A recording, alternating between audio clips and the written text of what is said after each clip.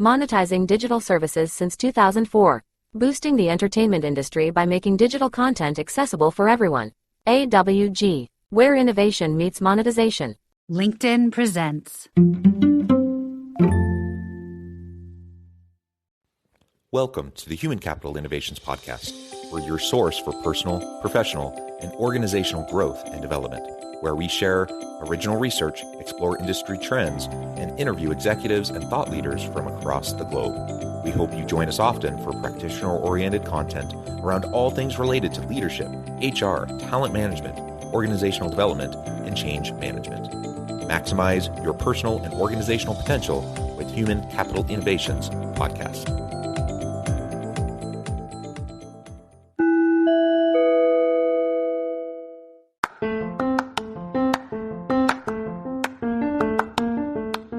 If you enjoy the Human Capital Innovations Podcast, enjoy ad-free listening by going to the Patreon page, and please consider contributing even at the producer or sponsorship level. And please leave a review.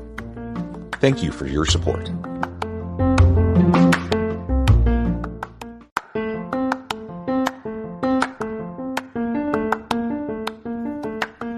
Welcome to the Human Capital Innovations Podcast. In this HCI Podcast episode, I talk with Jeffrey Deckman about his book, Developing the Conscious Leadership Mindset for the 21st Century.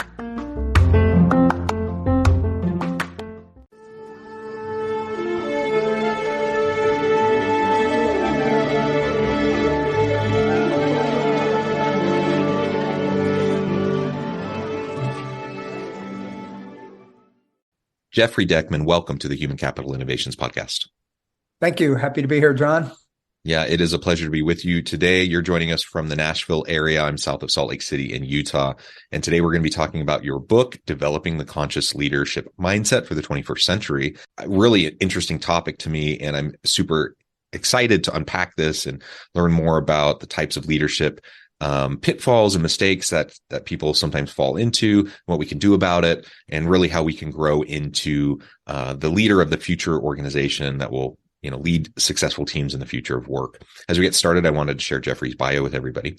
Jeffrey Deckman is a nationally recognized thought leader and award-winning author on the next evolution of leadership, conscious leadership. His background is one of a serial entrepreneur who has bootstrapped 2 multi-million-dollar companies, several nonprofits, and multiple political organizations. And that's just a snippet. I could go on and on. You've done so many things, but I'm going to pause there. Anything else you would like to highlight for me or the audience by way of your background or personal context before we dive on in? I think the main thing is that I'm a researcher. I'm a bit of a futurist, but I'm a realistic futurist. Having built companies on my own, I could not afford to just embrace platitudes. So the work that I've done, I really looked over the horizon for the last 15 years, and I saw the changes that are coming that we're now experiencing. And I just really developed processes that help leaders to be able to shorten their learning curve, to get from the old way of leading and managing into a way that's much more adaptive to today. Yeah, well, I like that. I like the learning curve piece that you just mentioned, the adaptability piece. And really, we need to be ready for continuous growth, continuous improvement, continuous change in the modern world. It's just so messy, so complex, so many mixed pieces and elements of these large systems that are impacting everything we're doing. And so gone are the days, where we could kind of have a command control kind of model of leadership that would allow organizations to be successful in the long run. That's just not adaptive enough. It doesn't lean on the expertise of your people enough.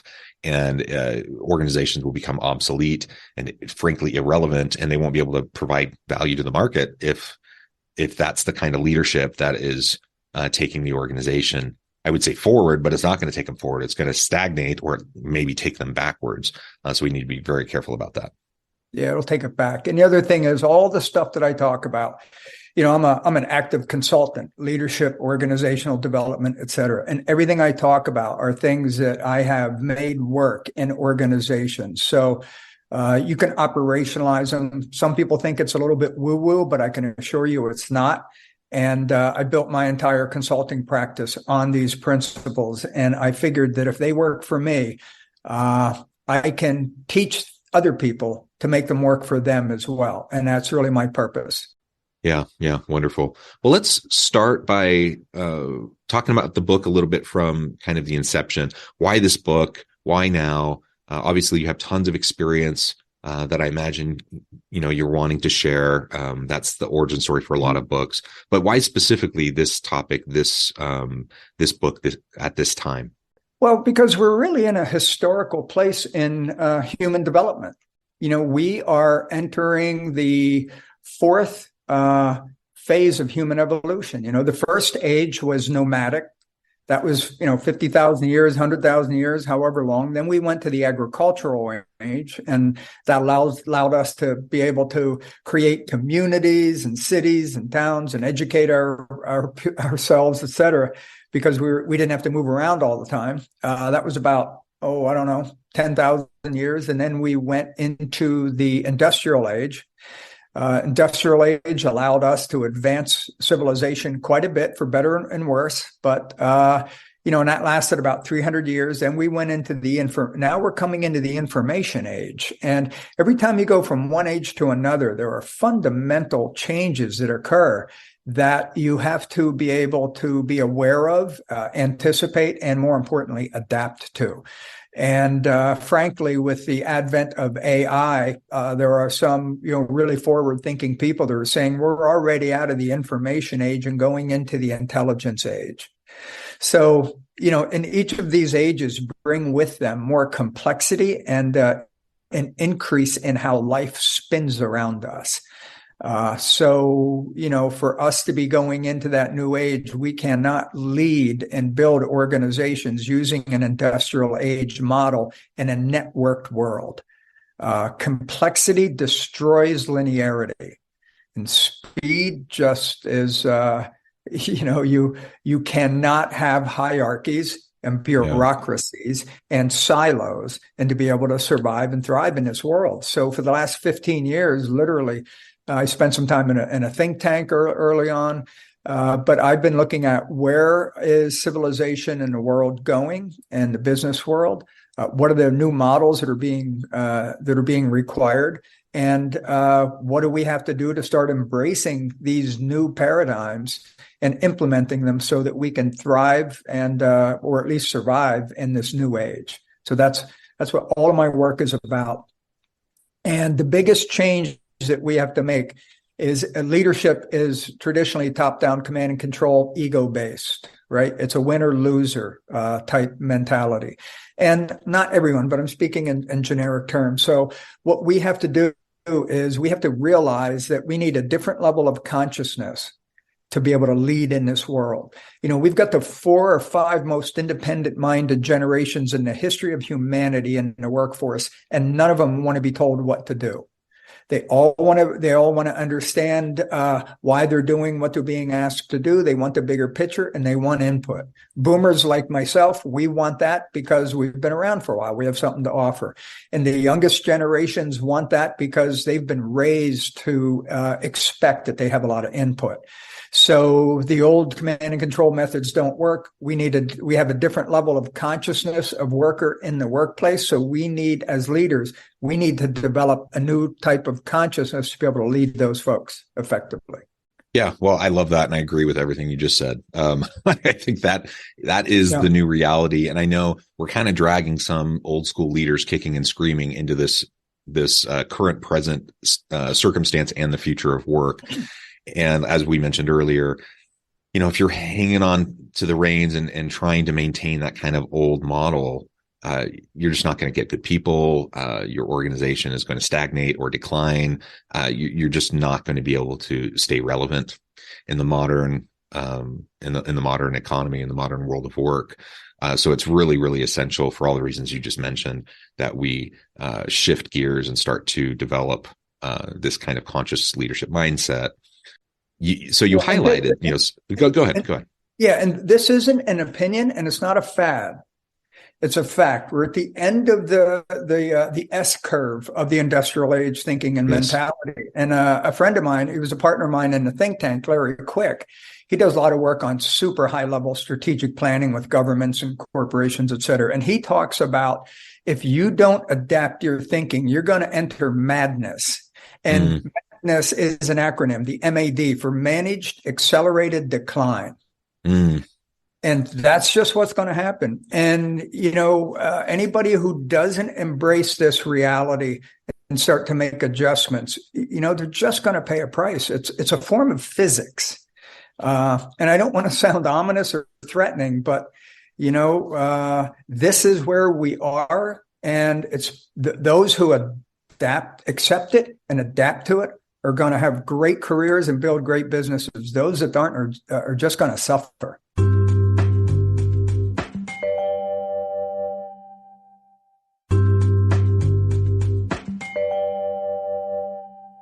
Monetizing digital services since 2004.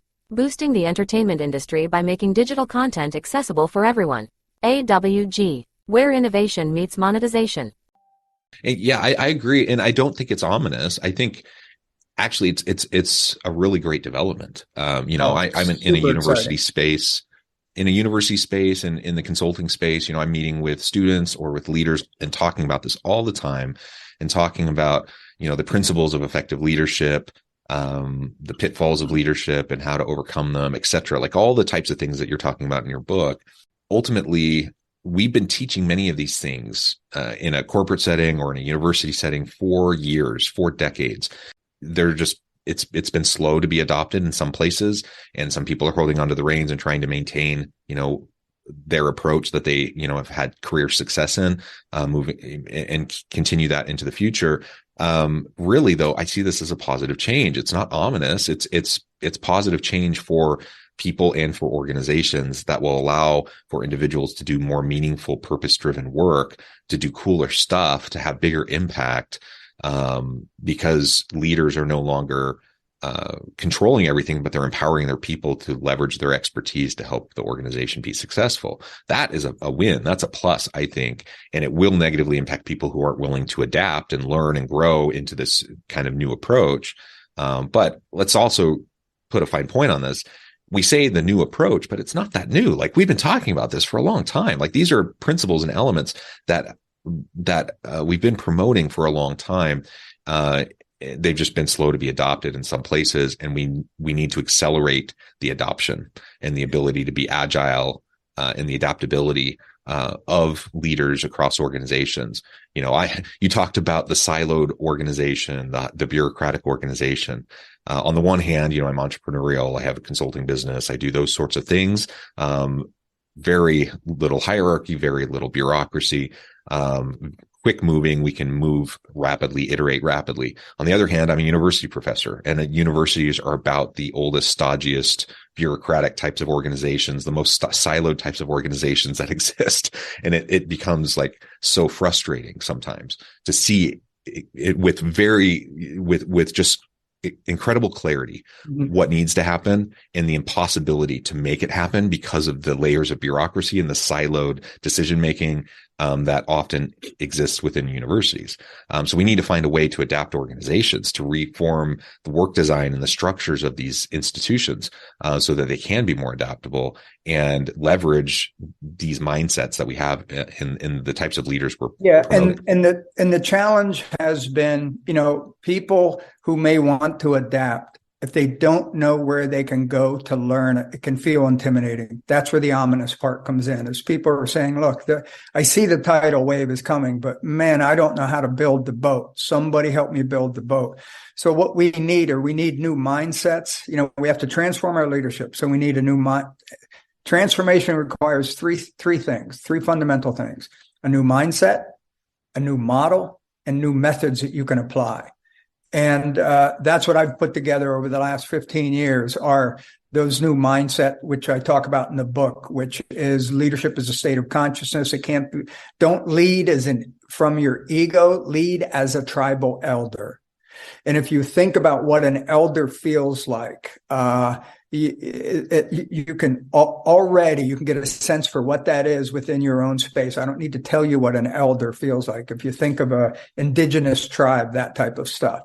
And the new model that we need is we really need to be able to look at organizations not as machines that can be defined by org charts, but as living, breathing organisms They're living, breathing organisms. And then we need new methods that we can use that connects with people and activates the collective genius and the tribal nature of our organizations. Organizations aren't departments as much as they're tribes. They're a tribe of tribes. And, the level of consciousness that we need, I like to try to bring things down to make them as simple as possible, but they can stick. And authenticity, integrity, and respect are three cornerstones of a conscious leader. And I call it leading with air. Authenticity is me being honest with who I am to me. Integrity is me being of good character and showing that in the world. And respect is respecting myself and my boundaries, you and your boundaries, and respect the organization we're working for or that's paying us. And we have to go away from the command and control to think of a leader as a communicator, a collaborator, and a facilitator, not a dictator.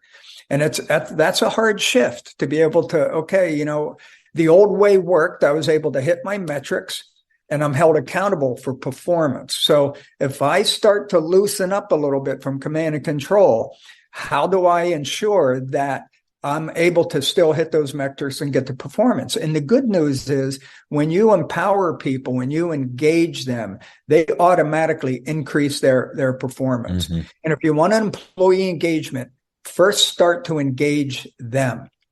Gallup shows that 70% of the employees are unengaged.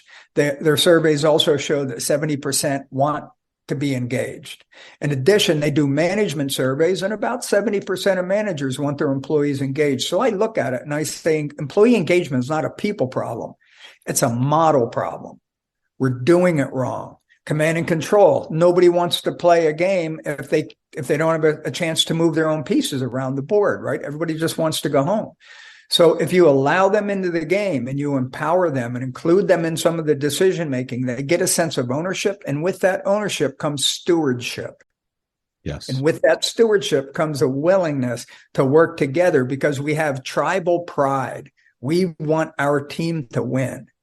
And if you can build that beyond just the surface level, yay team and that kind of stuff, that stuff doesn't work in today's world. But if you really take the time to connect with people with authenticity, integrity, and respect, you'll see they'll start to come in with you. And then together, you're going to be headed in the proper direction. Because the way the world's changing and shifting, nobody's smart enough to do it all. We need the collective genius of everyone, and we need to figure out how to get there. And we need to get our egos and our fears or whatever our attachments are out of the way to elevate our consciousness to be much more collaborative. And if you do it, it's tricky, but that's what all my work's about. In fact, I'm starting a 9-week certification training class on April 22nd.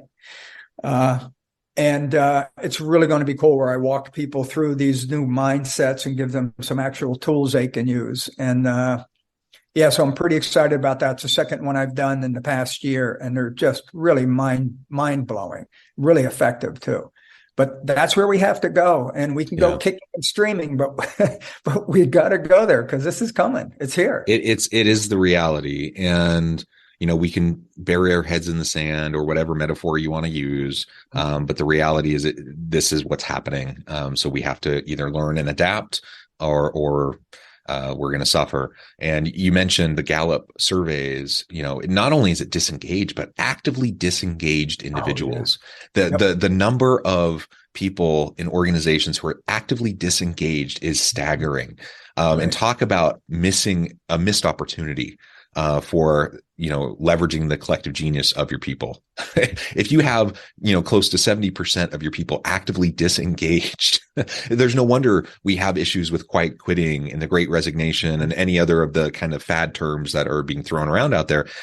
The fad terms, a new one crops up every now and then, but all these are rooted in core issues that have been issues for a long time, that aren't fads. In fact, they are what have been driving challenges within organizations for a really long time. And you just highlighted the engagement piece is huge. The empowerment piece is huge. And ultimately, we need to design organizations in such a way where conscious leaders, people who have the shift in mindset have the capability to lead teams that way. That's one of the things that I see as a big hurdle here is when we think about organization design, when we think about job design, when we think about the hierarchies and the systems of organizations, the policies, practices, and procedures of organizations, oftentimes you'll have a progressive forward-thinking leader who wants to adopt this kind of an approach, but they're within a system that doesn't really allow for it.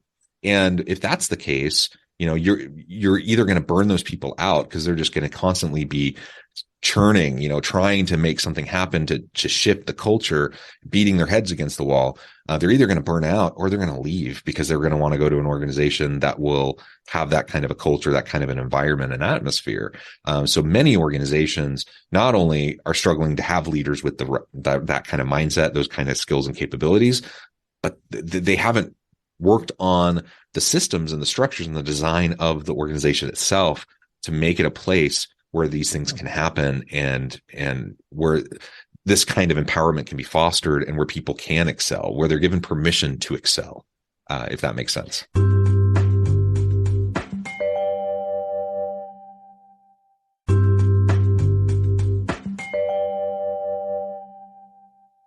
You're exactly right with that. And, about a year ago, I shifted my work. I do a lot of leadership development training and coaching and that type of stuff, pretty high level. But what I started really telling my clients was, look, leadership training, leadership development is not enough. Because just to your point, if you develop your leaders, but you have an undeveloped organization, you're just going to have burnout. So, the body can't move forward just by moving one leg. Right.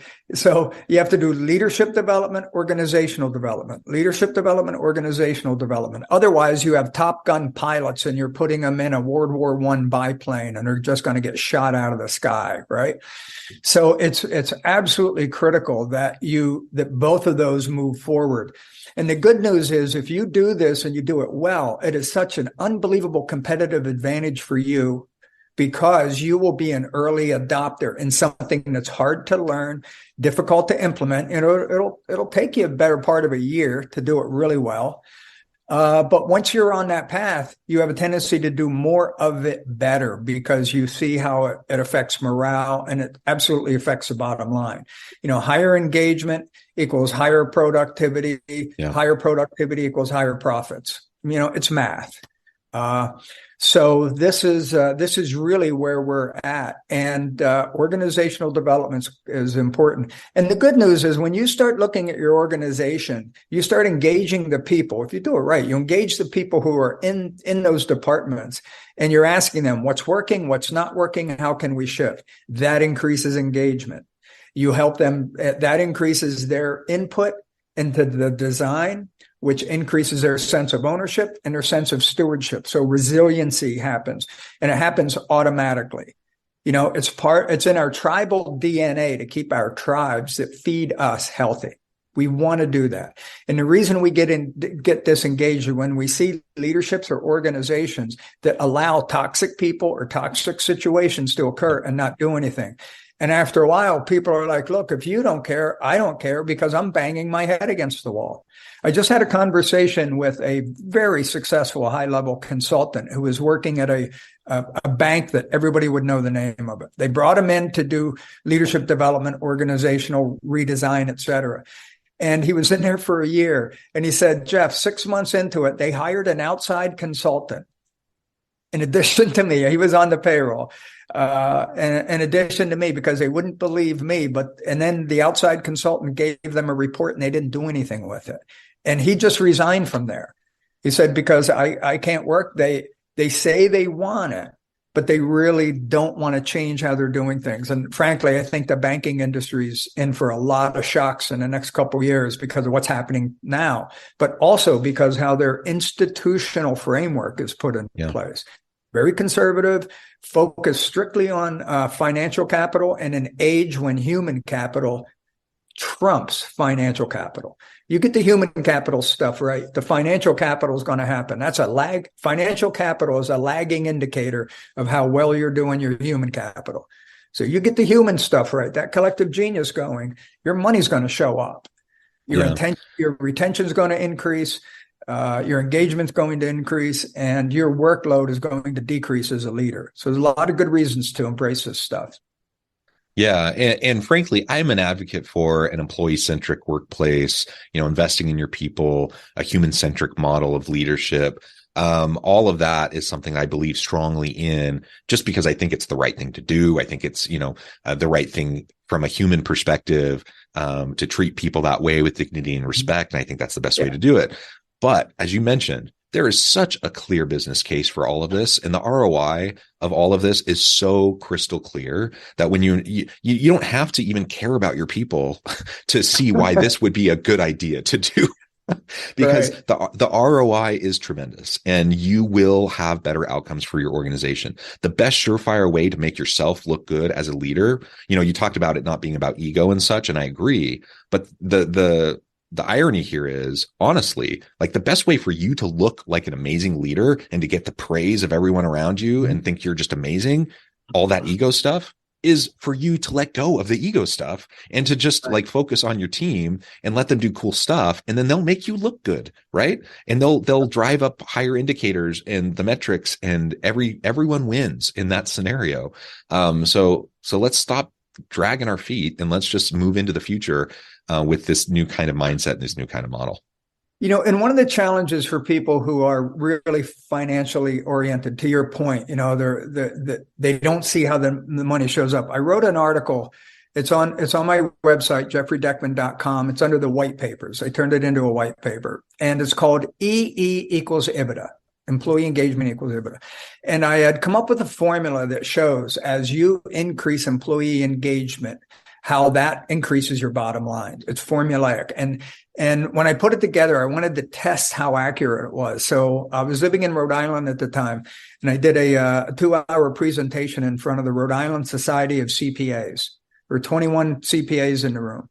And I went through this thing and I made my pitch. And at the end of it, I said, what do you think? Is my formula on, or am I off? Because I'm not a mathematician.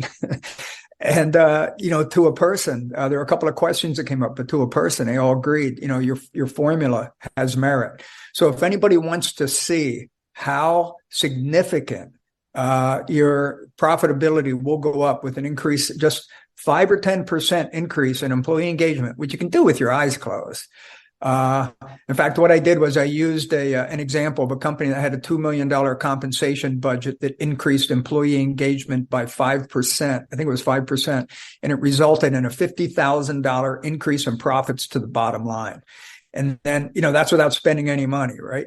So it's free money. And then I said, imagine if you continue that for 3 years, that's $150,000 of retained earnings. Then when you go to sell the business, a lot of businesses have a multiplier of, let's say, 6 of your retained earnings. So you've got an extra $150,000 times 6. That's about an extra $1 million you've added to the valuation of your company, just because you treated people right and got them more engaged and increased their employee engagement productivity. I mean, it's just math, but it's really hard to make that shift. And there are a lot of good training programs out there. And like I mentioned, I do a couple that are designed specifically for this. I put together a program called the M3 process for leadership and organizational transformation. And it won me the bronze medal of Innovator of the Year from the International Business Awards. And what that does is it deals with, first, the new mindset you need, the new organizational model you need, and then the new leadership methods that you have to put in place. And there's some information on that in my website as well. I try to make my website a place of learning. You can go in and, I'm selling stuff, but at the same time, there's videos in there. I've got a YouTube channel. There's blogs. There's articles. My goal is to get as much of this information out to as many people as possible so they can self-study. And they can do it on their own. This stuff isn't quantum physics. It's pretty natural. And the more you learn about it, the more you realize how much you already know. It's just having a process to be able to implement it. And that's what my focus has been. And it works. I love the impact that has on people. Yeah. Jeffrey, thank you so much. This has just been a real pleasure. I encourage the audience to reach out, get connected, check out the website, check out what Jeffrey and his team can do for you. And as always, I hope everyone can stay healthy and safe, that you can find meaning and purpose at work each and every day. and I hope you all have a great week. Do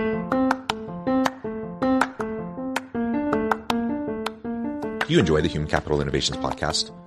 Enjoy ad-free listening by going to the Patreon page, and please consider contributing even at the producer or sponsorship level. And please leave a review. Thank you for your support.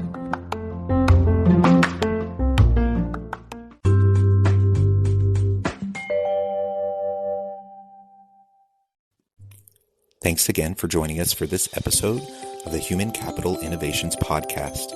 I hope you stay healthy and safe and that you have a great week.